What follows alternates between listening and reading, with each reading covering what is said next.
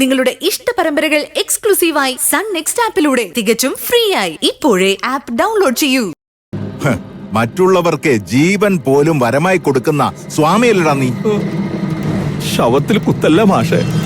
പല നാൾ കള്ളൻ ഒരു നാൾ പിടിയിലാവുമെന്ന് പതിരില്ലാത്തൊരു പഴഞ്ചൊല്ല് നീ കേട്ടിട്ടുണ്ടോ? വിതച്ച് കൂട്ടുമ്പോ ഓർക്കണം, കൊയ്യാനും ഒരു നാളുണ്ടെന്ന്. ഒരുപാട് തെറ്റുകൾ ഞാൻ ചെയ്തിട്ടുണ്ട് മാഷെ, മാഷിനോടും തറവാടിനോടും.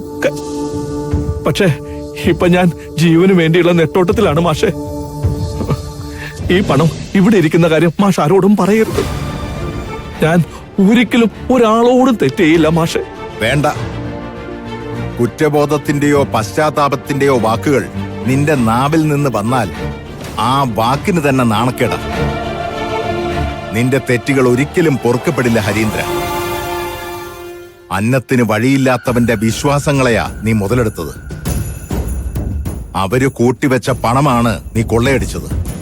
നീയും നിന്നെപ്പോലെ ചിന്തിക്കുന്നവരും ശിക്ഷിക്കപ്പെടും. അല്ലെങ്കിൽ ഈ ലോകത്ത് നീതി എന്ന വാക്കിന് അർത്ഥം ഉണ്ടാവില്ല. ശേഖരൻ തമ്പി എന്നെ കൊല്ലും, അതുറപ്പാ. പക്ഷേ അയാളുടെ ലക്ഷ്യം മാഷ്ടെ ആ തറവാടാ. അയാളത് നശിപ്പിക്കും.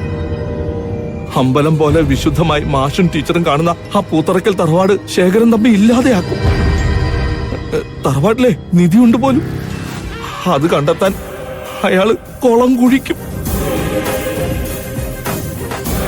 ലോകത്തിലെ ഏറ്റവും വലിയ ചതിയും വഞ്ചനയും തട്ടിപ്പ് നടക്കുന്നത് എന്തിന്റെ പേരിലാണ് അമ്മേ? നല്ല ചോദ്യാണല്ലോ കുട്ടി ചോദിച്ചത്. പറഞ്ഞു തരാം. മനുഷ്യകുലത്തിന് വേണ്ട ഏറ്റവും പ്രധാനപ്പെട്ട 3 കാര്യങ്ങള് ദൈവം തെരഞ്ഞെടുത്തു.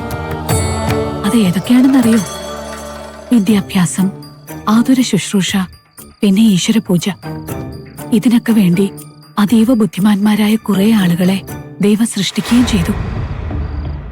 ആദ്യകാലത്ത് അവർക്ക് ധനമോഹം ഉണ്ടായിരുന്നില്ല.